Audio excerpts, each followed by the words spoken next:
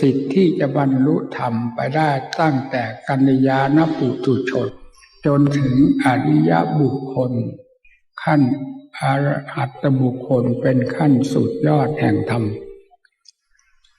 นี่เป็นผลเก็บถึงได้จากพุทธศาสนาของเราเพราะฉะนั้นพระพุทธศาสนา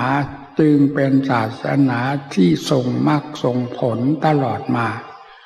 นับแต่ครั้งพุทธกาลมาจนกระทั่งปัจจุบันนี้และยังจะทรงมรรคทรงผลแก่ผู้ปฏิบัติตลอดไปสมนามในพระธรรมว่าอากาลิโกไม่มีการสถานที่เวลาใดที่จะมาเป็นอุปสรรคกีดขวางหรือลบล้างได้เลยเมื่อมีผู้ปฏิบัติตามศาสนธรรมอยู่มรรคผลนิพพานต้องเป็นเงาเทียมตัวของการปฏิบัติแห่งลายนั้นจะพึงเป็นผู้ได้รับสมบัติคือธรรมสมบัตินี้เข้าครองใจโดยลำดับลำดามาด้วยเหตุนี้ศาสนธรรมของพระพุทธเจ้าจึงเป็นศาสนาที่ธรรมที่ประกาศท้าทายต่อความจริงทั้งหลายตลอดมานี่ท่านทั้งหลายที่เป็นพระจำนวนมากมายอุตสาห์ปฏิบัติตามอัตธรรมทั้งหลายก็พึงสังรวมระวังกายวาจาใจของตนตามแนวทางแห่งศาสดาที่ทรงประกาศธรรมไว้เรียบร้อยแล้วคือภาคปฏิบัติเริ่มต้นตั้งแต่เราบวชมามีศีลด้วยกันสมาทานศีลจากอุปัชฌาย์มาโดยเรียบร้อยเป็นผู้มีศีลสมบูรณ์แล้วขณะที่ได้ประกาศตนเป็นผู้มีรับศีลมาเป็นลำดับนี่ก็เป็นภาคปฏิบัติที่เราได้ปฏิบัติประจำกายวาจาใจของเราตลอดมาจากนั้นก็ปฏิบัติทางด้านอัตด้านธรรมให้เป็นความสงบเย็นใจเป็นลำดับลำดาอยู่สถานที่ใดให้พึงเป็นผู้สังรวมระวังมีหิริโอตตัปปะประจำใจสังรวมอยู่ด้วยธรรมด้วยวินัยไปที่ใดมาที่ใดอย่าให้ขาดสติซึ่งเป็นเครื่องรับรู้ตนเองว่าเคลื่อนไหวไปอย่างไรบ้างนับตั้งแต่กิริยาของจิตออกไปที่คิดดีคิดชั่วประการใดให้มีสติระมัดระวังยับยั้งไว้เสมอในความคิดที่เป็นภัยต่อศีลต่อธรรมของตนการบำเพ็ญธรรมก็ให้บำเพ็ญด้วยความจงอกจงใจประหนึ่งว่ามรรคผลนิพพานนี้อยู่ตรงหน้าของเราอยู่ชั่วเอื้อมสำหรับผู้ปฏิบัติธรรมซึ่งเป็นทางก้าวเข้าสู่มรรคผลนิพพานเป็นอย่างนี้มาตลอดเวลาให้มีความสังรวมระวังภายในจิตใจด้วยความมีหิริโอตตัปปะสังรวมระวังศีลของตนอย่าให้ด่างพร้อยจะกลายเป็นพระขาดบาตรขาดตาเต็งไปศีลไม่ครบองค์ของศีลที่ประทานไว้แล้วรับมาแล้วมาทำให้ด่างพร้อยขาดทะลุสูญสิ้นไปหมดเหลือแต่โมฆะภิกษุไม่เกิดประโยชน์อะไรเลยยิ่งร้ายกว่าประชาชนที่เขาไม่มีศีลมีธรรมเสียอีกเพราะฉะนั้นจึงต้องให้ระมัดระวังรักษาศีลซึ่งเป็นคุณค่าอันใหญ่หลวงของเราแล้วสมาธิปัญญาก็ให้พึงพากันเจริญทำตามรอยของศาสดาเพื่อมรรคผลนิพพานเมื่อศีลก็บริสุทธิ์เรียบร้อยแล้วหาความเดือดร้อนหรือเคลือบแคลงสงสัยในศีลของตนอันจะก่อให้เกิดความเดือดร้อนไม่มีจิตใจก็พุ่งเข้าสู่จิตตภาวนาโดยไม่มีความระแคะระคายกับสิ่งใดด้วยความมีสติคือการภาวนาท่านทั้งหลายผู้บำเพ็ญมายังไม่ค่อยเข้าใจก็มีอยู่มาก ผู้เข้าใจแล้วก็พึงทราบว่าให้เพิ่มเติมความเข้าอกเข้าใจของตนให้สืบเนื่องไปโดยลำดับด้วยความเป็นผู้มีจิตใจใคร่ต่อจิตตภาวนาการภาวนานี้เป็นรากเหง้าแห่งพระพุทธศาสนาหรือเป็นสมบัติอันล้นค่าของพระผู้บวชมาในพระพุทธศาสนาจะต้องเป็นผู้บำเพ็ญศีลสมาธิปัญญาเป็นลำดับลำดาขึ้นไปจนกระทั่งถึงมรรคผลนิพพานด้วยจิตตภาวนาคำว่าจิตตภาวนาได้แก่การอบรมสั่งสอนจิตใจตนเองผู้ภาวนาพึงมีบทธรรมเพื่อตั้งรากฐานเบื้องต้นอย่าปล่อยวางคำบริกรรมนี่คือผู้ฝึกเบื้องต้นตามธรรมดาของจิตชอบคิดในแง่ต่างๆซึ่งเป็นทางเดินของกิเลสมาดั้งเดิมมักจะคิดอยู่เสมอจึงต้องระงับดับความคิดอันเป็นทางเดินของกิเลสนั้นเข้ามาด้วยบทคำบริกรรมภาวนาโดยมีสติเป็นเครื่องกำกับรักษาเข้มงวดกวดขันเวลาภาวนาอย่าให้เผลอไปที่ไหนจากคำบริกรรมมีคำบริกรรมผูกมัดจิตใจไว้และสติเป็นนายควบคุมคำบริกรรมไม่เผลอแล้วในวันหนึ่งก็ให้ทำอย่างนี้เรียกว่าเราเสาะแสวงหาสมบัติอันล้นค่าคือธรรมเบื้องต้นให้ได้สมถะธรรมก่อนพยายามทำจิตใจของตนให้เป็นความสงบจากอารมณ์ที่ก่อกวนซึ่งเนื่องมาจากกิเลสทั้งนั้นให้สงบตัวเข้าไปด้วยบทคำบริกรรมภาวนาเป็นเครื่องระงับดับสิ่งวุ่นวายที่คิดปรุงอยู่เสมอจากกิเลสนั้นให้เมื่อคำบริกรรมของเราต่อเนื่องทำความคิดความปรุงในด้านธรรมะคือคำบริกรรมแทนกิเลสที่มันเคยคิดเคยปรุงนั้นไม่ให้คิดแต่เรื่องคำบริกรรมเช่นท่านผู้ใดมีความรักใคร่หรือสนิทติดใจกับคำบริกรรมใดเช่นพุทโธบ้างธัมโมบ้างสังโฆบ้างตลอดถึงอานาปานสติในวงกรรมฐาน40ห้องเป็นกรรมฐานที่จะระงับดับจิตใจที่ฟุ้งซ่านให้สู่ความสงบได้ด้วยคำบริกรรมทั้งนั้นให้เรานำมาบริกรรมจิตจดจ่ออยู่กับคำบริกรรมนั้นตลอดเวลาที่เรานั่งภาวนาอย่าให้เผลอจิตใจมีหน้าที่อันเดียวเวลาคิดทางโลกมันก็คิดทางโลกทางธรรมเข้าแทรกไม่ได้ทีนี้เวลาคิดทางธรรมบังคับจิตใจทางกิเลสไม่ให้มันคิดในทางนั้นให้คิดเฉพาะทางธรรมคือคำบริกรรมของเราให้แน่นหนามั่นคงอยู่กับใจมีสติควบคุมอยู่เสมอนี่คือทางก้าวเดินเพื่อตั้งหลักตั้งฐานแห่งจิตใจในเบื้องต้นด้วยคำบริกรรมภาวนาผลจะปรากฏเป็นที่พอใจในเบื้องต้นคือความสงบใจใจนี้ปกติจะหาความสงบไม่ได้ดีดดิ้นอยู่ด้วยความคิดความปรุงอันเป็นการผลักไสผลักดันของกิเลสออกทำงานเพื่อหารายได้ของมันแต่สร้างกองทุกข์ให้เราอยู่ตลอดมานี่คือเรื่องกิเลสทำงานบนหัวใจเราต่อจากนั้นเราก็ให้เอา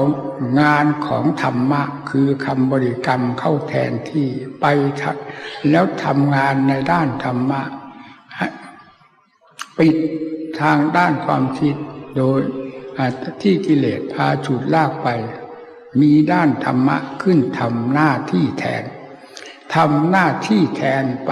เรื่อยๆไม่ให้กิเลสมันมีโอกาสทำงานคิดปรุงเราจะปรากฏเป็นความสงบขึ้นมา ภายในใจนี้เป็นวิธีตั้งรากตั้งฐานแห่งความสงบในเบื้องต้นให้พากันตั้งอย่างนี้อย่าพากันทำสุ่มสี่สุ่มห้านึกถึงบริกรรมนึกถึงภาวนาเมื่อไรก็มีสติแยบหนึ่งแล้วมานึกถึงคำบริกรรมคำใดก็เพียงคำสองคำหายไปนอกจากนั้นมีแต่กิเลสเอาความคิดความปรุงไปถลุงเสียทั้งวันทั้งคืนแล้วผลรายได้ก็คือความทุกข์ความเดือดร้อนภายในใจหาหลักฐานมั่นคงภายในใจไม่ได้ทั้งที่ตนก็สำคัญว่าตนเป็นนักภาวนาแต่ความจริงนักภาวนามีเพียงอย่างมาก 5% 95% เป็นเรื่องของกิเลสเอาไปถลุงเสียทั้งหมดมันก็ไม่คุ้มค่ากันนี่เองผู้ปฏิบัติจิตตภาวนาไม่ค่อยได้ผลเท่าที่ควรเพราะเหตุอย่างนี้เองถ้าเราต้องการให้ได้ผลเป็นที่พอใจเป็นลำดับลำดาให้พากันตั้งอกตั้งใจดำเนินทางด้านภาวนาดังที่กล่าวแล้วนี้จิตใจสงบไปเรื่อยจากนั้นก็เป็นสมาธิขึ้นมาคำว่าสมาธิคือความแน่นหนามั่นคงของใจไม่วอกแวกคลอนแคลนจิตใจอิ่มอารมณ์คืออารมณ์ที่จิตใจหิวกระหายอยู่ตลอดเวลานั้นได้แก่หิวอยากดูอยากรู้อยากเห็นทางรูปทางเสียงทางกลิ่นทางรสเครื่องสัมผัสต่างๆมีความหิวโหยอยากสัมผัสสัมพันธ์อยู่ตลอดเวลานี่คือความหิวโหยของใจถ้าปล่อยให้คิดอย่างนี้จะหิวโหยตลอดไปและสร้างผลคือความทุกข์ร้อนมาสู่จิตใจของเราไม่มีเวลาสงบเย็นใจได้เลยนี่คือจิตหิวโหยอารมณ์พอจิตมีความสงบเย็นและก้าวเข้าสู่สมาธิเป็นลำดับจนกลายเป็นสมาธิที่แน่นหนามั่นคงเต็มที่แล้วอารมณ์เหล่านี้ไม่เข้ามากวนใจจิตไม่อยากคิดอยากปรุงเรื่องอารมณ์ทั้งหลายที่เคยหิวโหยมาอยู่ด้วยความสงบเย็นใจเป็นเอกกตาจิตเอกกตาลมประจำใจของผู้มีสมาธินั่งที่ไหนมีแต่ความรู้ที่เด่นดวงอยู่ภายในใจอารมณ์อื่นใดที่เคยรบกวนไม่เข้ามารบกวนจิตอยู่เย็นเป็นสุขในอิริยาบถทั้งสี่คือยืนเดินนั่งนอนด้วยความมั่นคงของใจที่มีสมาธิและอิ่มอารมณ์ตลอดเวลาจิตมีความสมาธิเต็มที่แล้วนั้นไม่อยากคิดอยากปรุงเรื่องอะไรเพราะเป็นเรื่องก่อกวนแต่ก่อนเราหิวโหยกับอารมณ์นั้นๆถ้าไม่ได้คิดได้ปรุงไม่ได้ดิ้นรนกระวนกระวาย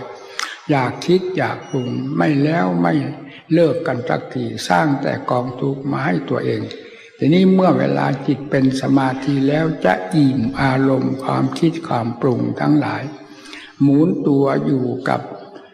ความเย็นความแน่นหนามั่นคงของใจเป็นเอกกตาจิตเอกกตาลมประจำใจความรู้เพียงจิตได้ดิ่งลงสู่สมาธินี้เท่านั้นก็ปรากฏว่าเป็นที่ภาคภูมิใจไม่มีคำว่าอิ่มพอมีแต่ความดูดดื่มอยู่ด้วยความเย็นใจสบายใจตลอดเวลาเพราะเหตุนี้เองสมาธิจึงทำให้ผู้บำเพ็ญหลงได้ติดได้ถ้าไม่มีผู้มาแนะนำในทางปัญญาจะติดสมาธิโดยไม่อาจสงสัย เพราะสมาธิมีรสชาติพอที่จะให้นักบำเพ็ญทั้งหลายติดได้ไม่สงสัยเพราะเป็นรสชาติแห่งธรรมผิดกันกับรสชาติของโลกเป็นไหนเรื่องของโลกเป็นรสชาติของกิเลสผิดขึ้นมากินแล้วมีเบื่อหน่ายอันนี้อยากอันนั้นกินอันนั้นดื่มอันนั้นเบื่อหน่ายนั้นมาดื่มอันนี้เบื่อหน่ายคิดเรื่องนั้นเบื่อหน่ายนั้นมาคิดเรื่องนี้นี่เรื่องของอารมณ์ของกิเลสถ้ารสก็เป็นอารมณ์ของกิเลสมีความลื่นเลงเสียชั่วครู่ชั่วยามแล้วก็เอาไฟเข้ามาเผาในฉากหลังนั่นแหละนี่คืออารมณ์ของกิเลส แต่อารมณ์ของธรรมอยู่ด้วยความดื่มแห่งความสงบเย็นใจนี่อยู่ที่ไหนอยู่ที่ไหนสบายหมดท่านผู้ทรงสมาธิธรรมด้วยการภาวนาของตนนี่เมื่อเวลาจิตมีความสงบเย็นใจเป็นรากเป็นฐานได้พอก้าวเดินทางด้านปัญญาแล้วขอให้ออกก้าวเดินทางด้านปัญญาอย่าอยู่กับสมาธิจะกลายเป็นนอนจมกับสมาธิแล้วก็จะเป็นหมูขึ้นเฉียงไปนี่จึงต้องแยกจิตออกจากสมาธิแล้วก้าวเดินทางด้านปัญญา เมื่อเรามีความผาสุกเย็นใจจิตใจอิ่มพอกับสมาธินี้แล้วให้ก้าวเดินออกทางด้านปัญญาปัญญานี่มีความกว้างขวางมากทีเดียวไม่ได้เหมือนสมาธิสมาธินี้เต็มขั้นเต็มภูมิของตนก็เหมือนกับน้ำเต็มแก้วน้ำเต็มโอ่งมีมากเท่าไรจะเอามาเทเพิ่มเติมน้ำเต็มแก้วก็ไม่รับได้เพราะน้ำเต็มแก้วนี่สมาธิจะให้มีความแน่นหนามั่นคงเท่าไหร่ก็เต็มภูมิของสมาธิจะให้เลยจากภูมิสมาธิที่เต็มตัวแล้วไปไม่ได้นี่เป็นขั้นของสมาธิจากนั้นก็ก้าวเดินทางด้านปัญญาพิจารณาตามทางของศาสดาที่ประทานให้แล้วซึ่งเรารับมาตั้งแต่วันบวชท่านสอนว่าเกสาโลมานะขาทันตาตะโจทเกสาคือผมเป็นยังไงผมขนเราทั้งหญิงทั้งชายตลอดถึงผมหมูผมหมาผมเป็ดผมไก่ผมวัวผมควายเรียกว่าขนไปเฉยๆมันก็ผมเวลาเป็นผมเป็นไปได้หมดทั้งนั้นดูไปหมดผมเขาผมเราผมบุคคลหญิงชายผมสัตว์อะไรดูให้ทั่วถึงผมเหล่านี้เป็นยังไงมันสะอาดสะอ้านอะไรบ้างพิจารณาทีชะล้างทุกวันผมอันนี้แหละตัวถูกกระปกใหญ่โตจึงต้องชะล้างทุกวันไม่ชะล้างไม่ได้นี่เอามาพิจารณาถ้าเป็นของดิบของดีจะชะล้างกันหาอะไรอยู่ที่ไหนก็ดิบก็ดีสะอาดสะอ้านตลอดเวลาควรที่จะแน่ใจตายใจได้กับผมเนี่ยแต่นี้ตายใจไม่ได้ขนก็เหมือนกันแบบเดียวกันเอามาเทียบกันได้ทุกส่วนทุกสัตว์ทุกส่วนนี่วิธีการพิจารณาทางด้านปัญญาขอให้เริ่มก้าวเดินออกอันนี้เอาผมขนเล็บฟันกรรมฐาน5เป็นพื้นฐานแห่งการก้าวเดินของปัญญาเราให้ใช้ผมขนเล็บเป็นยังไงนี่เดี๋ยวก็ดูแล้วเล็บคนกับเล็บหมาก็ไม่เห็นมีอะไรผิดกันมันสะอาดสะอ้านมันสวยงามที่ตรงไหนจึงต้องไปติดไปพันกับมันดีไม่ดีย้อมเล็บตัดเล็บย้อมเล็บให้สวยงามมันจะสวยอะไรภาษาเล็บ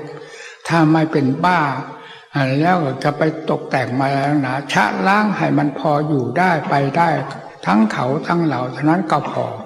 จำเป็นอะไรจะต้องมาตกแต่งมาชะมาล้างมาประดับประดาภาษาเล็บนั่นปัญญาให้พิจารณานั้นฟันพิจารณาที่ฟันแบบเนี่ยผมขนเล็บฟันหนังท่านแสดงไว้ในกรรมฐาน5ฟันนี้เป็นยังไงฟันเขาฟันเราฟันหญิงฟันชายฟันสัตว์ฟันบุคคลมันก็คือกระดูกอันเดียวกันอยู่ในร่างกายนี้เรียกว่าฟันความจริงแล้วก็คือกระดูกนั่นแหละมันวิเศษวิโสอะไรฟันอันนี้กระดูกอันนี้กระดูกเรากับกระดูกสัตว์ ต่างกันอย่างไรบ้าง กระดูกหญิงกระดูกชายกระดูกสัตว์กระดูกเรากระดูกเขาเอามาดูสิกระดูกเป็นของสวยของงามที่ไหนฟังแต่ว่ากระดูกเท่านั้นเองนี่เรามาย้อมแฝงบอกว่าเป็นฟันเฉยๆความจริงก็คือกระดูกส่วนหนึ่งที่มาใช้งานในการบดเคี้ยวอาหารเท่านั้นอย่างอื่นเขาบดเคี้ยวไม่ได้จึงให้ชื่อว่ากระดูกข้อมือกระดูกข้อเท้าว่าไปตามธรรมดาแต่กระดูกนี้เรียกว่ากระดูกฟันเอามาบดเคี้ยวอาหารมันก็คือกระดูกนั่นเองนี่ให้พิจารณาที่นี่กระดูกนี่มันสกปรกหรือมันสะอาด ดูที่ตื่นขึ้นมาแล้วล้างปากล้างฟันล้างซะจนกระทั่งเลยเถิดเลยแดนมีอะไรมาเอามาเป็นความสะอาดล้างปากล้างฟันยาถูฟันน้ำยาน้ำอะไรมาชะมาล้างฟันให้มันสดสวยงดงามไปแบบกิเลสไปเสียมันก็กลายเป็นกิเลสไปได้ทั้งที่กระดูกทั้งที่ฟันมันมีอยู่ด้วยกันหมดมันไม่ได้ติดใครแต่คนที่ว่าตัวนักรู้คือใจนี้แหละไปหลงเขาและพิจารณาจากฟันแล้วก็หนังเอาที่นี่ นี่วางพื้นฐานย่อๆไว้สำหรับท่านทั้งหลาย ที่นักปฏิบัติ ทำด้วยโดยทางปัญญาให้นำมาค้นมา คิดมาค้นดังที่อธิบายมาแล้วนี่พูดแต่เพียงย่อๆนะเนี่ยที่จากนั้นหนังฟังสิหนังคนเราทั้งหญิงทั้งชายหนังสัตว์หนังบุคคลอยู่คนเราที่ติดกันนี่ติดเพราะหนังมาตกแต่งผิวมันเพียงบางๆเท่านั้นไม่ได้หนาเท่าใบลานเลยนะคนทั้งคนนี้มีเครื่องหลอกตาให้หลงได้ถนัดชัดเจนก็คือผิวหนังนี่เท่านั้นจึงประดับประดาตกแต่งทุกอย่างที่จะทำให้หลงหนักเข้าไปทีนี้เราพิจารณาทางด้านปัญญาเรื่องหนังพิจารณาหนังภายนอกเป็นผิวบางๆหลอกคนเอาพลิกเข้าไปภายในดูหนังภายในจากนั้นก็ดูเนื้อดูเอ็นดูกระดูกตับไตไส้พุงในร่างกายของเรานี้มันคืออะไรนี่คือปัญญาจะพิจารณาเพื่อถอดถอนความยึดมั่นถือมั่นสำคัญผิดว่าเป็นของสวยของงามให้ลงสู่ความจริงความจริงก็คือว่าหนังก็สักแต่ว่าเครื่องหุ้มห่ออวัยวะที่สกปรกโสมมนี่เท่านั้นไม่ใช่หุ้มห่อหอปราสาทราชมนเทียนอะไรหุ้มห่อซากผีดิบไว้ให้พอดูได้ด้วยกันที่เป็นจัดเป็นมนุษย์อยู่ร่วมกันเท่านั้นจึงมีหนังหุ้มห่อเอาไว้แล้วชาล้างถึงชาล้างขนาดนั้นหนังก็ไม่พ้นที่จะแสดงออกมาขี้เหงื่อขี้ใครซึ่งล้วนแล้วแต่เป็นของสกปรกโสมมเต็มผิวหนังของเรานี่แหละต้องชะต้องล้างไม่ชะไม่ล้างไม่ได้สกปรกเลอะเทอะอยู่ไม่ได้อะไรที่เข้ามาเกี่ยวข้องกับหนังและร่างกายของเรานี้จะสะอาดสะอ้านขนาดไหนต้องชะต้องล้างต้องเช็ดต้องถูอย่างที่หลับที่นอนก็สวยงามสะอาดสะอ้านราคาแพงๆทั้งนั้นบ้านเรือนแต่ละหลังสร้างขึ้นมากี่ห้องกี่หับก็ว่าเป็นของสวยของงามของสะอาดสะอ้านพอคนเขาไปอยู่ที่ใดนำสิ่งเหล่านี้เข้ามาคล้าเคล้ากับคนเสื้อผ้าเครื่องนุ่งเครื่องห่มมาคล้าเคล้ากับคนกลายเป็นของสกปรกประจำตามกันหมดแม้สิ่งเหล่านั้นจะสะอาดก็เพราะว่าร่างกายนี้หาความสะอาดไม่ได้ต้องซักต้องล้างอยู่เสมอไปอยู่ในบ้านในเรือนก็ต้องต้องล้างทำความสะอาดในบ้านในเรือนมันขึ้นกับอะไรมันถึงได้ล้างตลอดเวลาก็ขึ้นอยู่กับร่างกายตัวสกปรกนี่เองมันไปอยู่ที่ไหนเลอะเทอะไปหมดคือร่างกายตัวสกปรกนี่เองนี่ทางพิจารณาทางด้านปัญญาให้แยกแยะอย่างนี้ดูเข้าไปดูหนังแล้วก็ดูเนื้อคนเนื้อสัตว์มันมีคุณค่ามีราคาและสวยงามที่ตรงไหนหนังกับเวลาถลอกออกมาแล้วมาปูไว้เป็นยังไงน่าเกลียดมากไหมแล้วดูเข้าไปในเนื้อไปยังไงดูเข้าไปเนื้อนี่แล้วมันสกปรกหรือสะอาดเอ็นกระดูกเอายิ่งดูเข้าไปในกระดูกนี่แหละมันทำไมมันถึงติดถึงพันนักจิตใจอันนี้แกะไม่ออกดึงไม่ออกไม่มีหนำซ้ำยังส่งเสริมให้ติดแน่นเข้าไปอีกนี่หลังเนื้อเอ็นกระดูกแล้วดูเข้าไปในตับไตไส้พุงของคนแต่ละคนมีแต่ส้วมแต่ฐานเต็มพุงด้วยกันทั้งนั้นแหละเราออกมาดูกันได้เวลานี้ก็เพราะเอาสิ่งที่พอดูได้มาปิดบังไว้นี้มีหุ้มห่อ และปกปิดกำบังไว้ด้วยการนุ่งการห่มซักฟอกไว้เรียบร้อยมาพบกันเข้าก็พอหน้าดูหน้าชมว่าเป็นหญิงเป็นชายเป็นเขาเป็นเราเท่านั้นเองหลักความจริงคือธรรมชาติเดิมของมันนั้นหาความสะอาดสะอ้านไม่ได้นี่คือปัญญาพิจารณาแยกแยะอย่างนี้แล้วพิจารณาแล้ว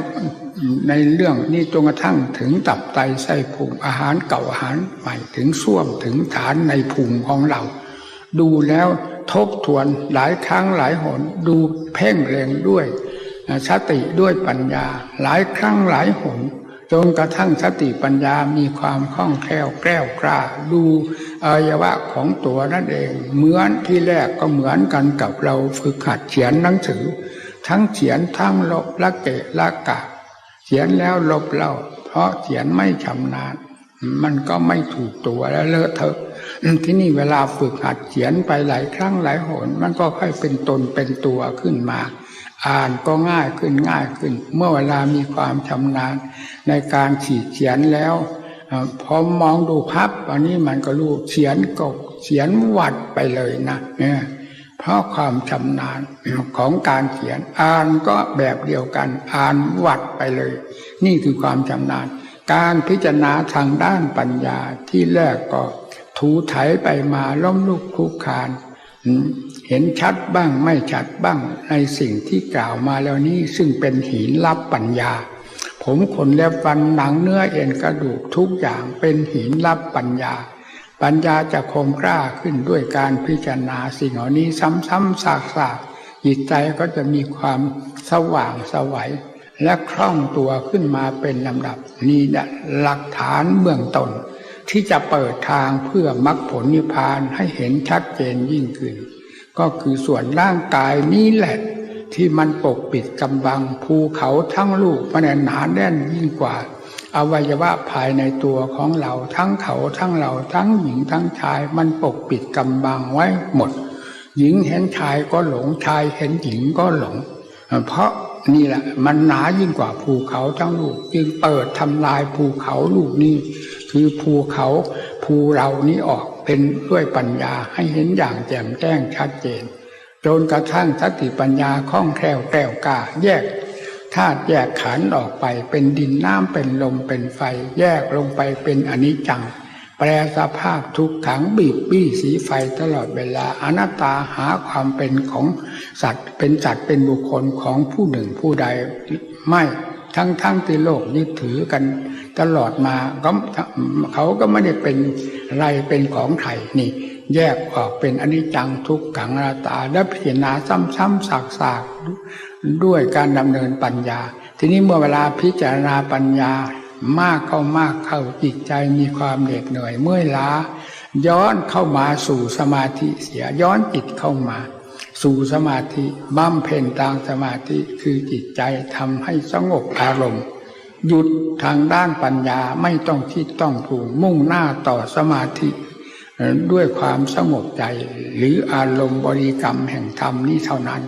พักอยู่ในสมาธิเมื่อจิตมีความ แน่นหนามั่นคงหรือความสงบพอเป็นปากเป็นทางของด้านปัญญาหนุนปัญญาได้แล้วให้ก้าวทางด้านปัญญาอีก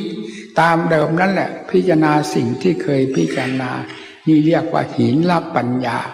ก้าวเดินอย่างนี้ตลอดไปในเรื่องจิตใจของเราจะมีความเบาบางแพรวขึ้นเป็นลำดับนะเพราะสิ่งเหล่านี้ปกปิดมันแต่ก่อนพอปัญญาเปิดออกจิตจะมีความสว่างสวัยเบาเนื้อเบากายด้วยไม่ใช่แต่เบาใจนะเบาเนื้อเบากายคือที่จิตมายึดเรื่องกายมันก็หนักทีนี้จิตใจค่อยถอนลงไปอะไรก็กลายเป็นเบาร่างกายไม่รู้เรื่องรู้ราวอะไรก็กลายเป็นเบาเพราะเนื่องจากเจ้าของเป็นผู้ยึดนี่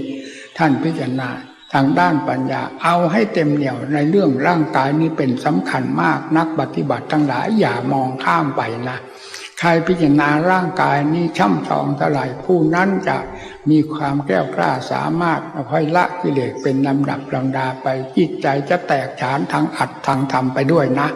การพิจารณากายกตาสตินี้เป็นการเบิกความรู้ให้กระจ่างแจ้งไปในทุกทิศทุกทาง การพูดการจาการโต้การตอบทุกสิ่งทุกอย่างจะเปิดออกด้วยกันเพราะอำนาจแห่งกายกตาสตินี้สำคัญมากนะนี่การพิจารณาร่างกายนี้เมื่อถึงขั้นมีความละเอียดเข้าไปทางด้านปัญญาคล่องแคล่วเข้าไปแล้วพิจารณานี้จะรวดเร็วมากทีเดียวมองเห็นสภาพทั้งเขาทั้งเราจะรวดเร็วถ้าว่าเป็นอสุภะพึบเดียวเป็นอสุภะหมดทั้งหลางทั้งเขาทั้งเหล่านั้นพิจารณาซ้ำแล้วซ้ำเล่าจนเป็นที่พอใจแล้วจิตใจของเรามีความแน่นหนามั่นคงเอาทดสอบดูการพิจารณาอสุภะอสุภังนี่สิ่งเป็นพื้นฐานควรแก่การที่จะถอดถอนกามกิเลสได้แล้วด้วยการพิจารณาร่างกายนี่ช่ำชองแล้วให้กำหนดอสุภะอสุภังที่เราพิจารณาอย่างช่ำชองคือให้แตกให้ดับเร็วก็ได้ให้ช้าก็ได้ให้ตั้งอยู่เป็นที่เป็นฐานไม่ทำลายก็ได้เมื่อมันถึงขั้นนี้แล้วเรียกว่าเราทำได้ตามต้องการเอาที่นี้เอาความคล่องแคล่วของจิตใจเราที่ทำอย่างนี้นั้นกำหนดอสุภะอสุภังเอามาตั้งที่หน้าของเราที่นั่งภาวนาอยู่นี่แหละเอามาตั้งดูอสุภะอันนี้กำหนดขึ้นให้เป็นอสุภะจะเป็นท่านั่งก็ได้ท่านอนก็ได้ให้เป็นภาพอสุภะปรากฏอยู่ต่อหน้าต่อตาเราจิตใจเราเพ่งปัญญาจ่อเข้าไปตรงนั้นแล้วแต่ไม่ให้ทำลายเอาสติจดจ่อไว้ไม่ให้ภาพนี้มันเคลื่อนย้ายไปที่ไหนมันจะไปตรงไหนมาที่ไหนถ้ามันยังไม่พอกำหนดดูอยู่มันจะไม่เคลื่อนไหวไปที่ไหนถ้าการพิจารณาอสุภะอสุภังยังไม่พอปัญญายังไม่พอที่จะปล่อยวางมันได้กำหนดอสุภะอสุภังให้อยู่ที่ไหนมันก็อยู่ที่นั่นแล้วกำหนดนานเท่าไหร่มันก็อยู่ที่นั่นนานนี่แสดงว่ายังไม่พอกับความต้องการเอาที่นี่ขยายออกอยู่พิจารณาอย่างเก่านั่นแหละให้มีความชำนิชำนาญเข้าไปเอามาตั้งอีกนี่เป็นการทดสอบตัวเองเพื่อเอาความจัดความจริงตัดสินตนเองในเรื่องกิเลสตัณหาคือกามราคะนั่นแหละเป็นตัวสำคัญเพราะตัวนี้มันพิลึกพิลั่นทั้งหญิงทั้งชายสัตว์บุคคลทั่วโลกติดอันนี้กันทั้งนั้นเพราะไม่มีใครมาบอกมาสอนแม้แต่พระเรายิ่งติดมากยิ่งกว่าฆราวาสก็มีเยอะเพราะไม่สนใจในธรรมก็หมุนติ้วไปกับกิเลสตัณหาก็กลายเป็นความพลุงพลังสร้างแต่ความโจชาขึ้นมาในหัวใจของตนนั่นแหละนี่เราให้พิจารณาถึงอสุภะอสุภังนี่ให้เต็มที่กำหนดให้ตั้งอยู่ยังไงตั้งกำหนดให้ทำลายเมื่อใดเอาให้ทำลายให้รวดเร็วเท่าไหร่ก็รวดเร็วนี่เมื่อมันชำนาญอย่างแล้วกำหนดมาตั้งไว้ที่หน้าของเราเนี่ยนะทีนี้เอาความจริงจะดูความเคลื่อนไหวของอสุภานี้มันจะเคลื่อนไหวไปไหนเราจะหาความจริงจากจุดนี้คือจุดนี้เป็นจุดที่เราเข้าใจว่าชำนาญแล้วในการพิจารณาอสุภะแล้วเอาจุดนี้มาตั้งไว้ตรงหน้าของเรามันจะเคลื่อนย้ายไปไหนไม่ต้องมีใครมาบอกมาสอนเราดูไว้เวลานั้นอย่าทำลายอสุภะอสุภังที่ตั้งไว้นั้นในเวลานั้นนะอย่าทำลายมันจะเคลื่อนย้ายไปไหนมันจะไปข้างหน้าหรือมาข้างหลังหรือจะไปทางซ้ายทางขวาหรือจะเข้าจะออกให้ดูความจริงอันนี้จะแสดงให้เราเห็นอย่างชัดเจนเมื่อพอแล้วนะเมื่อพอแล้วธรรมชาตินี้จะหมุนเข้าไปสู่จิตใจของเราเองจะหมุนเข้ามาโดยที่เราไม่คาดอันนี้พูดลำบากนะผมเองก็ไม่อยากจะพูดมันจะเป็นเรื่องคาดเรื่องหมายของผู้บำเพ็ญเพราะสัญญาลมนี้ละเอียดมากไปคาดเอาเสียว่าตนเป็นอย่างนั้นอย่างนี้ดังที่ท่านสอนไปเสียจึงไม่อยากจะพูดบอกแต่อย่างนี้ให้เป็นเครื่องตัดสินตนเองเอาพิจารณาอสุภะตัวนี้ให้ตีมันจะเคลื่อนย้ายไปไหนเวลานั้นจะไม่ทำลายมันเป็นยังไงนี่แหละพิจารณาปัญญาให้ถึงฐานแห่งกามกิเลสเอาดูตัวนี้เวลามันพอแล้วมันจะบอกเองนะอสุภะตัวนี้คือเราไม่ทำลายตั้งไว้นั้นแหละมันจะไปไหนให้อยู่ในปัจจุบันของนี่แหละมันจะไปไหนนี่แหละเราจะไม่บอกในระยะจากนั้นไปให้เป็นเครื่องตัดสินของท่านผู้บำเพ็ญธรรมะขั้นนี้เองนี่แล้วจากนั้นแล้วนะถ้าผ่านขั้นนี้เข้าไปแล้วมันบอกเอง เรื่องกามกิเลสเรื่องตัดสินมันจะบอกเองในตัวเองนี่จุดนี้เป็นจุดที่จะตัดสินกามราคะตัดสินได้โดยไม่ต้องไปถามผู้ใดเลยถึงขั้นอสุภะอสุภังมีความชำนิชำนาญแล้วตั้งไว้อย่างนี้อยู่อย่างนี้เอาถ้าว่าให้มันอยู่กับที่มันก็อยู่กับที่แล้วไม่เคลื่อนไหวไปมาที่ไหนก็แสดงว่ายังไม่พอเอาพิจารณาอีกเอาพิจารณาแตกกระจัดกระจายทำลายไปอีกตั้งขึ้นมาอีกแล้วมาทดสอบดูอีกนะเอาจนกระทั่งมันอยู่นิ่งมันไม่ไปไหนมาไหนแล้วที่นี่มันจะไปไหนไปหาความตัดสินตนเองว่าใครเป็นคนหลงแน่นั่นอสุภะหลงหรือจิตใจเราหลงมันจะตัดสินขึ้นมาในที่นั่นเองนี่เป็นจุดสำคัญเราจึงไม่บอก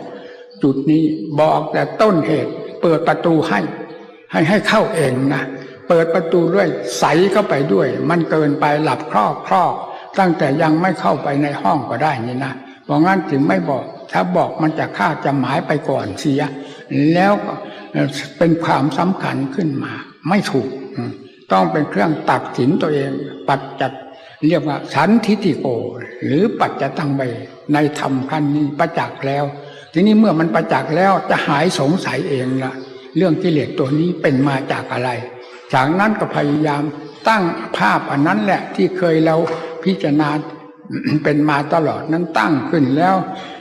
ตั้งขึ้นไว้อย่างเก่านั่นแหละแล้วมันจะหมุนตัวเข้ามาหมุนตัวเข้ามาในหัวใจของเรานี้เร็วขึ้นนี่ นี่การฝึกซ้อมปัญญาทางด้านกามกิเลสอสุภะอสุภังเป็นของสำคัญมากให้พิจารณานี้ จากนี้แล้วก็สภาพอันนี้ฝึกซ้อมเอามันปรากฏขึ้นมาแล้วช้าเร็วขนาดไหนมันจะเปลี่ยนแปลงอย่างไรบ้างเอาสภาพที่เราเคยกำหนดไว้นี้แล้วว่าเป็นการฝึกซ้อมให้มีความชำนิชำนาญในขั้นนี้ให้จนได้นี่แหละที่นี่พอได้ที่แล้วก็ฝึกซ้อมเรื่อยจิตใจจะละเอียดเข้าไปเรื่อยในภาพเหล่านี้ก็จะละเอียดเข้าไปละเอียดเข้าไปนี่แหละ พระอนาคามีท่านจึงไม่ลงมาเกิดอีกคือกามกิเลสนี่เป็นตัวสำคัญมีแต่ดึงลงท่าเดียวหมุนลงท่าเดียวให้สัตว์ทั้งหลายได้รับความทุกข์ทรมานเพราะกดเพราะถ่วงบีบบี้สีไฟอย่างลึกลับภายในจิตใจอยู่นั่นแหละนี้เมื่อเวลาได้เข้าใจในนี้แล้วเราก็ฝึกซ้อมนี่จิตใจของเราเมื่อได้ระดับแล้วเป็นที่แน่ใจว่าเอาละที่นี่หมดแล้วขาดจากกันแล้วที่นี่ฝึกเข้าไปซ้อมเข้าไปจิตอันนี้จะมีความ ชำนิชำนาญไปอีกขั้นหนึ่งมีความละเอียดไปอีกขั้นหนึ่งเอาฝึกซ้อมเข้าไปเรื่อยๆนี่แหละนี่เองที่เป็นภักขีพยานตามที่ท่านแสดงไว้ในอัตถในธรรมว่า พระอนาคามีนั้นเมื่อบรรลุถึงขั้นอนาคามีแล้วท่านจะไม่กลับมาเกิดอีกคือจิตดวงนี้จะไม่ถูกกดทวงดึงลงเหมือนแต่ก่อนเมื่อที่มีกามราคะผูกพันอยู่พอกามราคะสู่หลักใหญ่ของกามราคะขาดลงไปแล้วเรียกว่าสอบได้แล้ว 50% นี่หมายถึงฐานะของเราผู้เป็นนัยยะผู้ได้รู้ช้ารู้เร็วเนี่ยถึงบอกลำดับลำดาไว้ อันนี้พอ ได้รู้ชัดเจนนี้แล้วจิตใจนี้จะไม่หมุนลงนะไม่มีอะไรมาดึงใจนี่ลงมีกามกิเลสเท่านั้นดึงลงตลอดเวลาพอกิเลสขาดออกไปในขั้นนี้แล้วจิตจะค่อยหมุนขึ้นเป็นลำดับ พิจารณาฝึกซ้อมจิตใจดวงนี้แหละด้วยอสุภะดังที่เคยปฏิบัติมานั้นจิตใจจะละเอียดลงไปแล้วความหมุนตัวขึ้นเรื่อยๆหมุนขึ้นไปเรื่อยๆแล้วละเอียดขึ้นเรื่อยๆนี่แหละพระอนาคามีที่ท่านไม่กลับมาเกิดอีกก็คือมีกามกิเลสอันเดียวเท่านั้นดึงลงมาสู่นรกอเวจีได้เพราะกามกิเลส ทีนี้พอนี่ขาดลงไปแล้วจิตใจจะเบาลงไปเบาจนกระทั่งเบาหวิวกำหนดภาพซักฟอกตัวเองในส่วนที่เป็นมลทินอันละเอียดติดแนบอยู่กับจิตซึ่งอยู่ในขั้นอนาคามีที่ยังไม่สมบูรณ์เต็มที่สิ่งเหล่านี้ความมลทินเหล่านี้จะค่อยกระจายละเอียดลงไปด้วยการฝึกซ้อมของเราเพราะละเอียดขึ้นไปเท่าไหร่จิตยิ่งหมุนสูงขึ้นเรื่อยอย่างที่ท่านเทียบไว้ใน สุทธาวาส5 ชั้นนั่นนะอวิหาอัตตปาสุทัสสาสุทัสสีอกนิษฐานี่แหละระดับของพระอนาคามีพอได้ระดับเบื้องต้นที่ว่าสอบไล่ได้แล้วหากว่าตายก็จะไปเกิดในเนี่ยอวิหาแล้วเลื่อนไปอัตตปาละเอียดเข้าไปก็สุทัสสาละเอียดเข้าไปสุทัสสีละเอียดเข้าไปทั้งที่ยังไม่ตายก็รู้เป็นลำดับละเอียดเข้าไปเต็มนั้นแล้วก็ขึ้นอกนิษฐานี่เป็นชั้นที่5ของสุทธาวาส5 ชั้นพอจากชั้นนี้แล้วก็ดีดผึ่งก้าวเข้าสู่นิพพานเพราะฉะนั้นพระอนาคามีเมื่อสำเร็จเป็นพระอนาคามีแล้วท่านจึงไม่กลับมาเกิดอีกท่านจะถ้าว่าเกิดก็ไปเกิดนาวิหาตปาสุรสาฤาษีเรื่อยไปแล้วพร้อมที่จะไม่กลับคืนมาไปจนกระทั่งทะลุพระนิพพานไปเลย นี่ภาคปฏิบัติขอให้พระลูกพาหลานทั้งหลายจำเอาไว้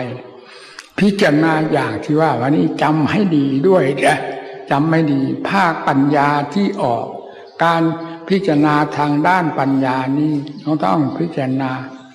ให้เต็มเม็ดเต็มหน่วยถึงการเวลาพิจารณาเวลาที่จะเข้ามาพักสมาธิมีความสงบคือเพื่อเอากำลังหนุนทางด้านปัญญาเราก็เข้ามาพักสมาธิคือความสงบใจเสียอย่าไปกังวลกับความคิดอ่านไตรตรองเรื่องปัญญาเลยให้อยู่กับความสงบสงบได้ดีเท่าไหร่ยิ่งเป็นของดีอยู่ตรงนี้พอจิตอิ่มพอในความสงบแล้ว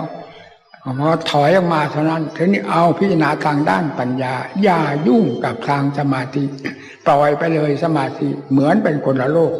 ในขณะนั้นให้ก้าวเดินทางด้านปัญญาเมื่อเหน็ดเหนื่อยเมื่อยล้าแล้วก็ถอยมาพักสมาธินี่เป็นการก้าวเดินอย่างราบรื่นดีงามของผู้ปฏิบัติทั้งหลายให้พระลูกพระหลานจำเอาไว้นะแล้วก้าวเดินไปอย่างนี้เรื่อยจนกระทั่งถึงภูมิแล้วอกนิษฐาเต็มภูมินี่ท่านเรียกว่าพระอนาคามีเต็มภูมิไปเต็มที่นั่นนะตั้งแต่วิหาตปานี้ยังไม่เต็มภูมิแต่ได้ฐานเรียบร้อยแล้วว่าสำเร็จเป็นพระอนาคามีถ้าบันไดก็ขั้นต้นบันไดของพระอนาคามีถึง5 ขั้นถ้าเทียบบันไดขั้น 1อวิหา2อัตตปา3สุทัสสา4ทุตสี5กนิษฐานี่ลำดับของพระอนาคามีที่ได้ในขั้นต้นแล้วแต่ยังไม่สมบูรณ์แบบเหมือนผู้รู้ธรรมโดยทิปปปัญญาการกล่าวทั้งนี้เรากล่าวตามธรรมดาของนัยยะอยู่กลางๆในของคนเราธรรมดาไม่ได้กล่าวถึงพวกอุคติตันยูวิปจิตันยูซึ่งรวดเร็วพอถึงปั๊บนี่พุ่งเลยอวิหาตปาที่พุ่งทะลุถึงกันอนาคามีถึงนิพพานเลยนี่ก็เป็นประเภทหนึ่งไม่ได้นับเข้ามานี่ส่วนมากนักปฏิบัติของเรามักจะก้าวเดินไปตามนี้เพราะเป็นการบำเพ็ญของผู้ที่อยู่ในท่ามกลางยากลำบากช้าก็ช้าแต่ถึงนี่เป็นอย่างนี้นะแต่ผู้ที่รวดเร็วนั้นพอบรรลุปึงถึงที่สุดเลยนี่เรียกว่าอุคติตันยูผู้เรียกว่าทิปปาปัญญาผู้รู้ได้เร็วต่างกันอย่างนี้แต่ให้แยกเอานะนี่การพิจารณาทางด้านปัญญาให้พิจารณาอย่างนี้เรื่องกิเลสกามราคะนี้รุนแรงมากหนักมากที่สุดทวงจิตใจมากทีเดียวไม่ว่าหญิงว่าชายเป็นแต่เพียงไม่พูดถึงกันเรานำมาพูดเฉพาะนักบวชที่เป็นผู้จะเสียสละสิ่งเหล่านี้แล้วนำมาแก้ไขดัดแปลงกันจึงการแก้ไขถอดถอนกันจึงรู้สึกว่าอันนี้ยากจริงๆมันให้เมื่อเวลาเข้าถึงเข้าขั้นนี้ที่จะปล่อยวางที่จะสำเร็จเป็นขั้นที่3คืออนาคานี้ได้นั้น ต้องเป็นนักมวยก็เรียกว่านักมวยชุลมุนตีต่อยกันอยู่วงในหมุนติ้วอยู่วงในคือสติปัญญาขั้นนี้ขั้นหมุนตัวติ้วอยู่กับอสุภะอสุพัง พออันนี้ผ่านได้แล้วก็กลายเป็นสติปัญญาอัตโนมัติขึ้นมานำโดยที่นำอันนี้แหละมาฝึกมาซ้อมอยู่โดยสม่ำเสมอก็กลายเป็นสติปัญญาอัตโนมัตินี่เรียกว่าสติปัญญาอัตโนมัตินี่จะเกิดที่หลังลำดับจากกามกิเลสซึ่งฟัดกันอย่างชลมุนวุ่นวายนี้ไปแล้วพอจากนั้นก็เป็นสติปัญญาอัตโนมัติอันนี้หมุนตัวเป็นเกลียวไปเลยเพื่อความพ้นทุกข์ประหนึ่งว่านิพพานอยู่ชั่วเอื้อมแล้วจากนี้ไปพอถึงขั้นอนาคาแล้วจะเหมือนว่ามองเห็นพระนิพพานอยู่ข้างหน้าอยู่ชั่วเอื้อมแล้วนี่ความเห็นโทษของกิเลสทั้งหลายนี้จะเห็นอย่างเต็มใจเห็นอย่างถึงใจความเห็นคุณของการหลุดพ้นก็มีน้ำหนักเท่ากันเพราะฉะนั้นท่านจึงได้หมุนตัวเป็นอัตโนมัติของสติปัญญายับรอไม่ได้เลยหมุนติ้วนี่สติปัญญาอัตโนมัตินี่คือสติปัญญาแก้กิเลสฆ่ากิเลสเป็นอัตโนมัติไม่ว่ายืนว่าเดินว่านั่งว่านอนเว้นแต่หลับเท่านั้นพอตื่นนอนขึ้นมาสติปัญญานี้จะจับงานอัตโนมัติของตนแล้วเป็นลำดับลำดา นี่คือสติปัญญาอัตโนมัติทำงานแก้กิเลสเป็นอัตโนมัติทีนี้เรื่องการความภาคความเพียรที่เราจะหมุนอย่างที่ว่าเพียรพยายามถูไถกันไปอย่างนี้ไม่มีในวงในวงนี้วงที่ว่าสติอัตโนมัติสติปัญญาอัตโนมัติมีจะหมุนตัวไปเองเพื่อความพ้นทุกข์แก้กิเลสโดยอัตโนมัติอยู่ที่ไหนแก้ตลอดไม่มีความว่าพักจึงต้องย้อนจิตอัตโนมัติสติปัญญาอัตโนมัตินี่เข้าสู่สมาธิคือความสงบไม่เช่นนั้นจะไม่หยุดตะเลิดเปิดเปิงมันจะเลยเถิดนี่ ท่านก็สอนให้ย้อนเข้ามาถึงจะเป็นการแก้กิเลสด้วยความเพลินใจก็ตามเมื่อกำลังวังชาไม่พอมันก็เหมือนมีดของเรานี่มันไม่คมฟันไปอะไรมันก็ไม่ขาดง่ายๆทีนี้ถอยมาเหมือนมารับหินได้แก่เข้าสู่สมาธิหรือนอนพักหลับเสียเมื่อพักหลับแล้วก็เป็นกำลังอันหนึ่งทางธาตุทางขันธ์พักจิตเข้าสู่สมาธิเป็นกำลังอันหนึ่งทางจิตใจและธาตุขันธ์ก็ได้กำลังมันหนุนอันนี้อีกนี่ก้าวเดินต่อไปอีกนี่ฟังให้ดีนะบรรดาท่านทั้งหลายวันนี้เป็นโอกาสอันดีที่พระหลวงตาจะได้สอนพระลูกพระหลานให้เป็นคติเครื่องเตือนใจนำไปปฏิบัติเพื่อก้าวเข้าสู่มรรคผลนิพพานซึ่งสดร้อนตามทางศาสดาที่สอนไว้นี้ไม่คลึไม่ล้าสมัยไปไหน แล้วให้พิจารณาอย่างที่ว่านี่แหละขั้นสติปัญญาอัตโนมัติพอจากนี้หมุนเข้าไปละเอียดละออเข้าไปแล้วก็เชื่อมโยงถึงมหาสติมหาปัญญาเพียงขั้นสติปัญญาอัตโนมัตินี่ก็ไม่มีเผลอแล้วล่ะเผลอจิตจะเผลอสติสตังเผลอไม่มีแล้วพอก้าวเข้าสู่มหาสติปัญญานอกจากไม่เผลอแล้วยังละเอียดละออซึมซาบไปหมดเลยสติปัญญาอัตโนมัตินี่ยังเป็นคลื่นถ้าทำงานก็เรียกเหมือนเขาฟักลาบยำลาบถึงจะยำถี่ยิบขนาดไหนมันก็เป็นคลื่นแห่งการยำลาบอยู่นั่นแหละทีนี้พอก้าวจากสติปัญญาอัตโนมัตินี่ก้าวเข้าไปสู่มหาสติมหาปัญญาที่นี่ราบลื่นไปเลยซึมซาบฆ่ากิเลสก็ซึมซาบอะไรซึมซาบทั้งหมดนี่ไปตามๆกันนี่เรียกว่ามหาสติปัญญาให้มันคลองในหัวใจของเราสิธรรมพระพุทธเจ้าสดร้อนสอนไว้เพื่อใครถ้าไม่สอนไว้เพื่อผู้ว่าจะปฏิบัติคือพวกเราเองนี่ละที่เรียกว่ามหาสติปัญญา นี่การพิจารณาสติปัญญาอัตโนมัติก็ถือเอาขั้นอนาคานี่อารมณ์ของอนาคานิมิตของอนาคานี่ฝึกซ้อมจนชำนิชำนาญแล้วกลายเป็นว่างไปหมดนะนี่สินะหมดนิมิตที่เกี่ยวกับจิตซึ่งเรามาตั้งฝึกซ้อมนี่หมดแล้วเข้าสุดท้ายหมดตั้งขึ้นพับดับพร้อมเหมือนฟ้าแลบต่อไปอย่างนั้นไม่มีจะเป็นอะไรที่นี่นะมันจิตมันว่างไปหมดแล้วเนี่ยจากนั้นก็มันหนักเป็นเองสิ่งที่มีเงื่อนต่อมันมีเหมือนกับไฟได้เชื้อไฟมีอยู่ที่ไหนไฟจะลุกลามไปตามเชื้อโดยไม่บังคับกันแหละขอให้มีเชื้อไฟเถอะไฟจะลุกลามไปตามอันนี้ขอให้มีเชื้อกิเลสอยู่ที่ตรงไหน สติปัญญาซึ่งเป็นเหมือนกับไฟความภาคความเพียรเหมือนกับไฟจะหมุนเข้าไปพิจารณาชั้นเวทนาสัญญาสังขารวิญญาณนี่ที่นี่เวทนาก็ถือเวทนาทางกายบ้างถือเวทนาทางจิตส่วนมากจะเป็นเวทนาทางจิตนะทางกายผ่านไปแล้วไม่ค่อยสนใจ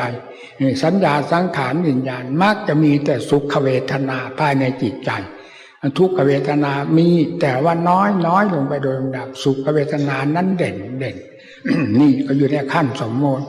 สัญญาสังขารวิญญาณเฉพาะอย่างยิ่งคือสังขารพอปรุงแพบปรุงมาจากไหน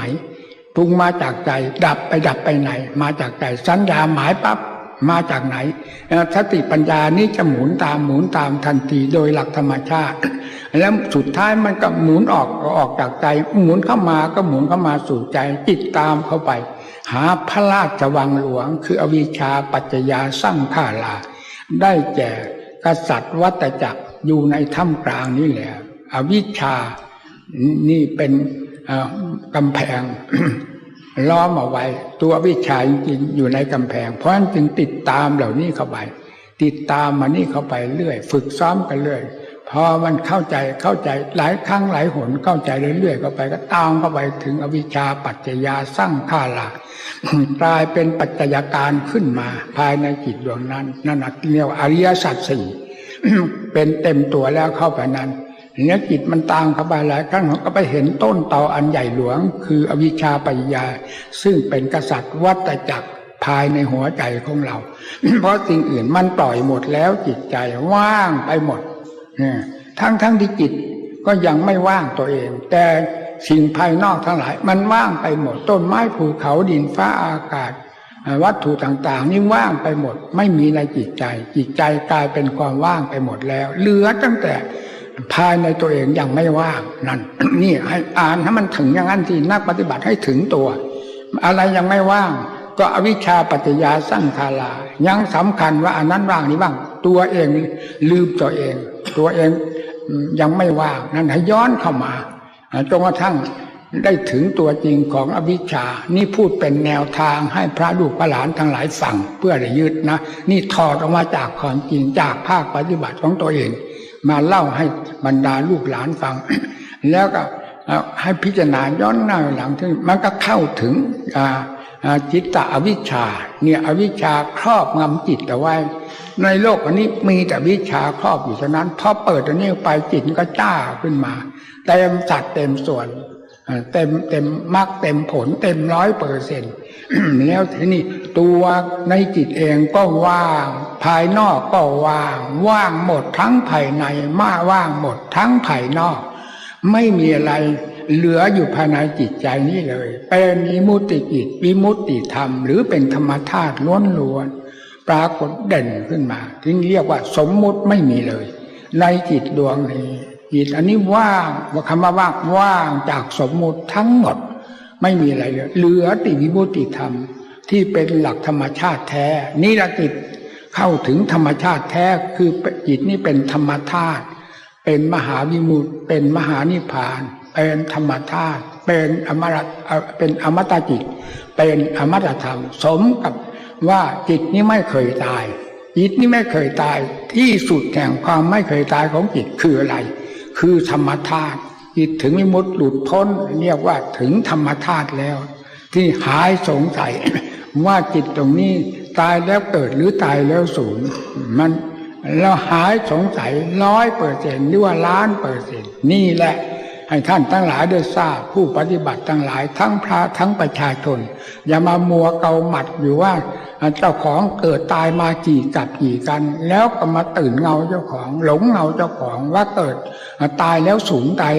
นี่แหละมันสูญได้ยังไงมันลงไปนรกอเวจีมากี่กับกี่กันทนทุกข์ทรมานอยู่นั้นมันก็ไม่สูญนั่นเองยอมรับความทนทุกข์ทรมานพอบาปกรรมค่อยจางไปจากนรกหลุมนั้นเลื่อนมาหลุมนี้แล้วจิตใจก็เป็นจิตอยู่อย่างนั้นล่ะรับความทุกข์ความทรมานน้อยลงตามอำนาจแห่งกรรมของตนที่เบาลงแล้วถอยขึ้นมาแต่มาเกิดเป็นมนุษย์เป็นสัตว์อะไรมันก็จิตดวงนี้แหละไปเกิดอยู่ตลอดเวลาตามอำนาจแห่งกรรมหนักเบามากน้อยเรื่อยไปจนมาเป็นผู้เป็นคนอย่างเรานี่แหละ นี่เราก็มาจากจิตดวงที่ไม่เคยตายนั่นแหละมาอยู่นี่เอาตายจากนี้แล้วก็จะไปเกิดอีกนะทีนี้ความไปเกิดของจิตดวงนี้จะไปเกิดที่ไหนเราได้ความแน่นอนแล้วอย่างนี่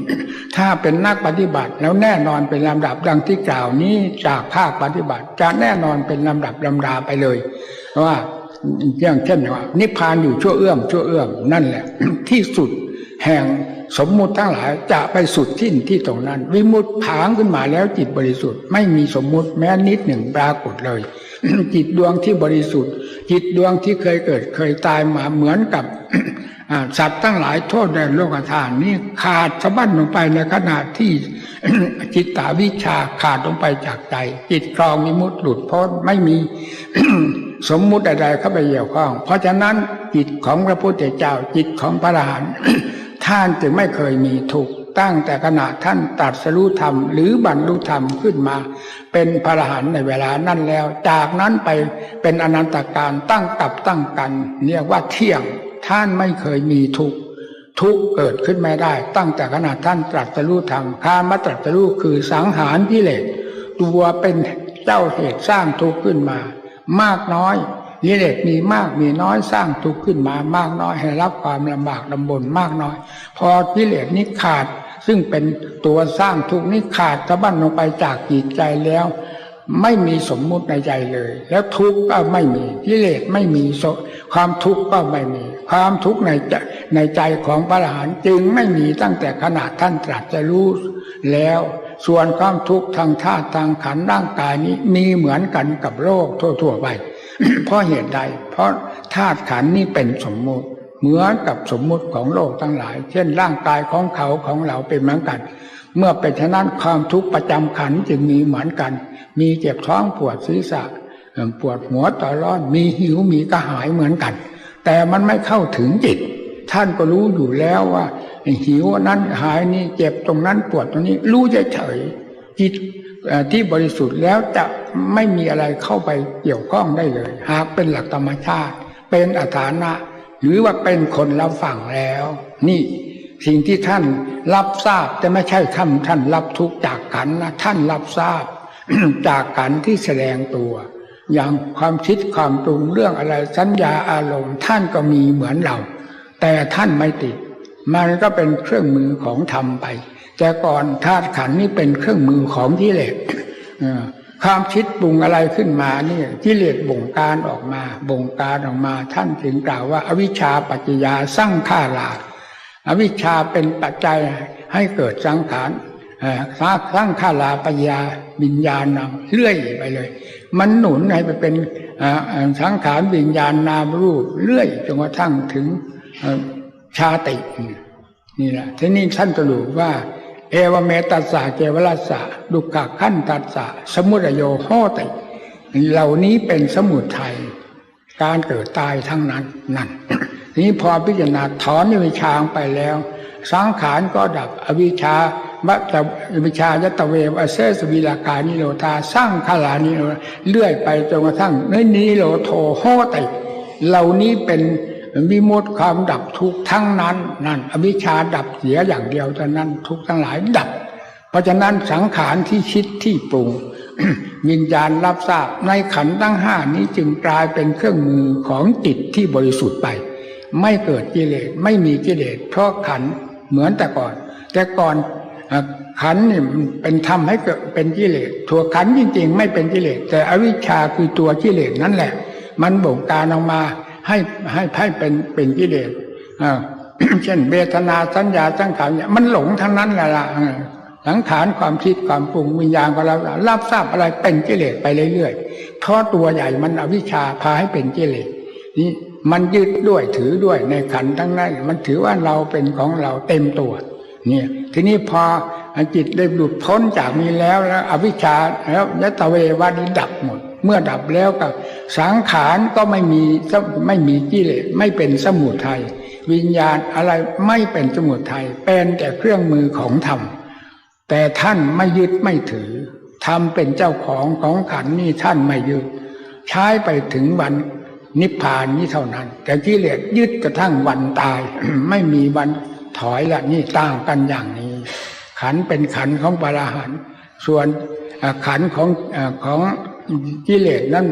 มันเป็นเราเป็นเขาไปหมดนี่ให้พากันจำ ด้วยเหตุนี้เองพระอรหันต์ท่านจึงไม่มีจิตไม่มีทุกข์ในจิตท่านทุกข์ในจิตไม่มีเลยตั้งแต่ขณะท่านตรัสรู้ธรรมมีก็คือว่าบรมสุขบรมสุขนั้นเป็นสุขนอกสมมุติก็เป็นความเที่ยงเหมือนกันนั่นคือเป็นสุขในหลักธรรมชาติไม่ใช่สุขที่เกิดขึ้นแล้วดับไปเหมือนสุขทุกข์เฉยๆของเวทนาแห่งสมมุติทั้งหลายอันนั้นเป็นช่างสักแต่ว่าตั้งขึ้นอย่างนั้นแหละว่าบรมสุขบรมสุขท่านผู้ครองบรมสุขแล้วท่านไม่สงสัยท่านไม่ติดกับอะไรท่านไม่ตื่นเต้นแต่แยกออกมาเป็นสมมุติให้เราทั้งหลายที่กำลังก้าวเข้าสู่มรรคผลนิพพานหรือวิมุตตินั้นให้พากันเข้าใจเอาไว้เท่านั้นแหละ นี่เป็นเรื่องสำคัญจากภาคปฏิบัติมาสุดสิ้นที่ตรงนี้ตรงพิจารณาด้วยจิตตภาวนาเลื่อยไปจนกระทั่งถึงสมาธิปัญญาวิมุตติหลุดพ้นเป็นลำดับลำดานี้กิเลสก็เป็นนั้นว่าหยุดตั้งแต่กิเลสขาดสะบั้นลงไปจากใจแล้วพระอรหันต์ท่านไม่ได้ทำความเพียรเพื่อละกิเลสตัวใดไม่มีและท่านจึงแสดงไว้ในธรรมว่าวุสิตังปรมจาริยังกตังกรณียังนั้นเศรษฐกิจพรหมจรรย์คือการละการถอนกิเลสการบำเพ็ญธรรมกับการถอนกิเลสมันก็เกี่ยวโยงกันอยู่นั่นแหละการบำเพ็ญธรรมหรือการละกิเลสได้สิ้นสุดลงไปแล้วนั่นวุสิตังพรหมจริยังแปลว่าการพรหมจรรย์ได้อยู่จบแล้วกิจที่ควรทำก็คือการละกิเลสนั่นเองก็ได้ทำเสร็จแล้วนาพลังอิสตายาติจิตอื่นที่ยิ่งกว่านี้ไม่มีนั่นตัวเหตุที่เองพระอรหันต์ท่านจึงไม่เคยละจะภาวนาเพื่อละกิเลสตัวใดการภาวนาของพระอรหันต์ของพระพุทธเจ้าดีไม่ดีเราสู้ท่านไม่ได้นะ เพราะเหตุไรทั้งที่ท่านไม่ได้ภาวนาเพื่อละกิเลสแต่เหตุจำเป็นที่ท่านจะบำเพ็ญหรือภาวนาอย่างนั้นมีประจำขันธ์ของพระอรหันต์มีเช่นเกี่ยวข้องกับธาตุกับขันธ์ เพื่อบรรเทาธาตุขันธ์ในอิริยาบถต่างๆยืนเดินยืนนอนยืนนานก็ทุกข์เดินนานก็ทุกข์นอนนานก็ทุกข์นั่งนานก็ทุกข์เพื่อบรรเทาขันธ์ให้อยู่ในความพอเหมาะพอดีในระหว่างขันธ์กับจิตที่ครองกันอยู่นี้จากนั้นก็เข้าสู่สมาธิเพื่อสงบอารมณ์คือขันธ์ภายนอกพิจารณาด้านอัตด้านธรรมภายในจิตใจเอาอย่างพระพุทธเจ้านั่นก็ส่องโลกธาตุว่างั้นเถอะนะเนี่ยพิจารณาเลงยาดูสัตว์ทั้งโลกด้วยจิตที่บริสุทธิ์แล้วนั้นนี่พิจารณาอย่างนั้นแล้วพระอรหันต์ท่านก็ทำเต็มภูมิของท่านพิจารณาเต็มภูมิเต็มกำลังของท่านนั่นแหละนี่มีอยู่สองประเภทหนึ่งเพื่อบรรเทาขันธ์ประเภทที่สองเพื่อพิจารณาเรื่องอัดเรื่องธรรมทั้งหลายส่วนพิจารณาท่านเองท่านไม่มีพิจารณาเกี่ยวกับสัตว์โลกดูสัตว์โลกต่างๆนี่แหละท่านเพื่ออยู่เป็นสุขในทิฏฐธรรมคือเวลายังครองขันอยู่ท่านเดินจงกรมนั่งสมาธิภาวนาเหมือนเรานั่นแหละการภาวนาใน ท่านผู้สิ้นกิเลสแล้วมีสองประเภทดังกล่าวนี้ประเภทที่หนึ่งเพื่อบรรเทาธาตุขันธ์ประเภทที่สองเพื่อพิจารณาจิตกับธรรมทั้งหลายเกี่ยวกับสัตว์โลกทั้งหลายมีความลึกตื้นหนาบางอย่างละเอียดตลอดถึงสัตว์โลกเป็นยังไงจะรู้ในเวลาท่านพิจารณานี้แจ่มแจ้งขึ้นอันหนึ่งอยู่ธรรมดาท่านก็รู้ตามธรรมดาถ้าท่านพิจารณานั้นก็ยิ่งละเอียดรอเข้าไปรู้มากเข้าไปโดยลำดับลำดา นี่ผลเนี่ยการปฏิบัติธรรมของผู้บำเพ็ญทั้งหลายขอให้พาลูกพาหลานตลอดประชาชนลูกหลานทั้งหลายจำเอาการพูดทั้งนี้เราพูดเอาเป็นแบบฉบับได้เลยเพราะหลวงตาไม่สงสัยแล้วสิ่งเหล่านี้ถอดออกมาจากหัวใจทั้งนั้นวิธีการดำเนินแบบไหนถอดออกมาจากการดำเนินของตัวเองจนกระทั่งรู้เห็นประการใดถอดออกมาหมดจนกระทั่งถึงวิมุตติหลุดพ้นจิตมันผ่านไปก็บอกว่าผ่านไปหลุดพ้นก็บอกหลุดพ้นเพื่อเป็นแบบเป็นฉบับและปลุกจิตปลุกใจเพื่อเป็นกำลังใจของผู้บำเพ็ญทั้งหลาย ว่ามรรคผลนิพพานไม่ได้อยู่ตามดินฟ้าอากาศไม่อยู่ตามเวล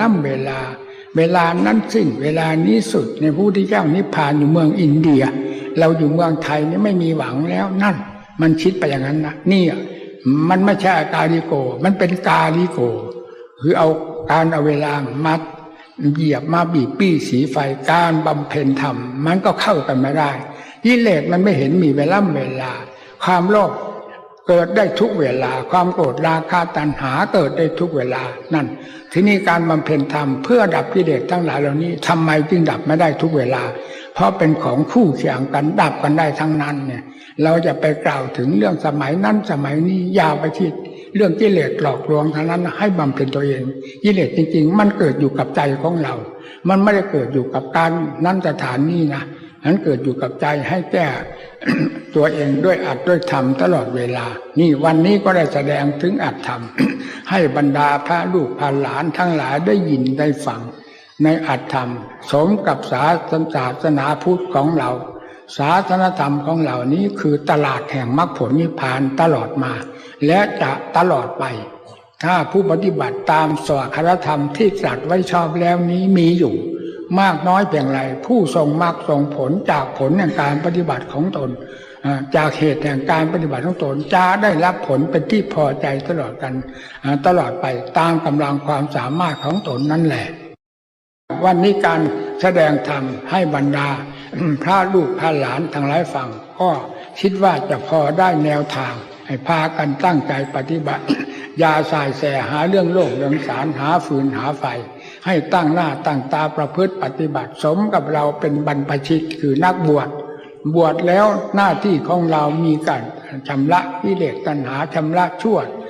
ด้วยการทำดีตลอดไปนี่ถูกต้องนะอย่าเสาะอย่าแสวงหาเรื่องกิเลสตัณหามันเต็มหัวใจของเราอยู่แล้วให้ชำระสาสางออกไปให้เบาๆทำจะได้งอกเงยขึ้นมาใจของเราจะมีความสงบร่มเย็นถ้าเป็นผลมากกว่านั้นก็เป็นมหามงคลแก่ตนด้วยแก่โลกทั้งหลายที่เขาเคารพบูชาดังที่ท่านแสดงไว้ว่าพุทธังสนังกัจฉามิธัมมังสังฆังสนังกัจฉามินี่เป็นมหามงคลแก่ชาวพุทธของเราเพราะท่านได้บำเพ็ญมาแล้วอย่างเต็มเม็ดเต็มหน่วยแล้วมาแจกจ่ายให้ประชาชนสัตว์โลกทั้งหลายได้รับความสุขความเจริญนี่ก็ขอให้บรรดาพระลูกพระหลานทั้งหลายนำไปปฏิบัติให้เป็นสิริมงคลแก่ตนให้มีความละอายต่อบาปต่อกรรมเพราะสิ่งนี้มันเคยเผาผลาญโลกมานานแล้วบุญกุศลเป็นเครื่องหนุนจิตใจของเรามานานให้บำเพ็ญทางกุศลให้มากด้วยความเป็นผู้มีศีลมีธรรมประจำใจผู้ใดมีศีลมีธรรมประจำใจมีหิริโอตปะสะดุ้งกลัวต่อบาปต่อกรรมระมัดระวังตนอยู่เสมอสังวรระวังอยู่ด้วยศีลด้วยธรรมแล้วผู้นั้นชื่อว่าเป็นผู้มีศาสดาประจำตนศาสดาคืออะไรคือธรรมและวินัยนั่นแหละนั่นที่พระพุทธเจ้าประทานไว้แล้วว่าธรรมและวินัยนั่นแหละจะเป็นศาสดาของเธอทั้งหลายแทนเราตถาคตเมื่อเราตายไปแล้วนี่เมื่อเป็นฉะนั้นใครเป็นผู้เคารพทำวินัยเทิดทูนทำวินัยด้วยการปฏิบัติดีปฏิบัติชอบผู้นั้นแหละคือมีศาสดา